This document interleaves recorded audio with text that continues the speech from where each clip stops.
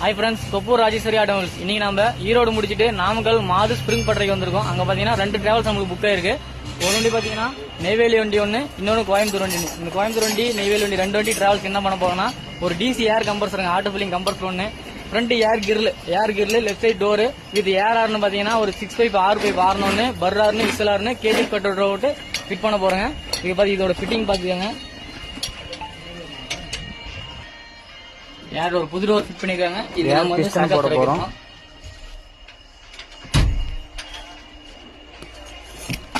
அப்படியே பாத்தீங்கன்னா 2 வண்டி பண்றோங்க. 2 வண்டி ஒரே இடத்துல தான் நிக்குது.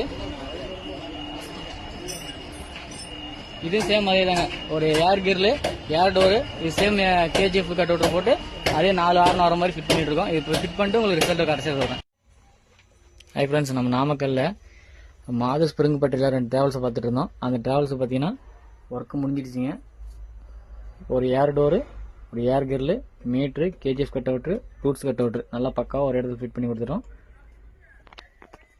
ஏர் ஆர்னு எலக்ட்ரிக் ஆர்ன் லிவரில் ஒரு இடத்துல ஃபிட் பண்ணி கொடுத்துட்டோம். இது ரிசல்ட் மட்டும் பாருங்க. ஸ்டார்ட்.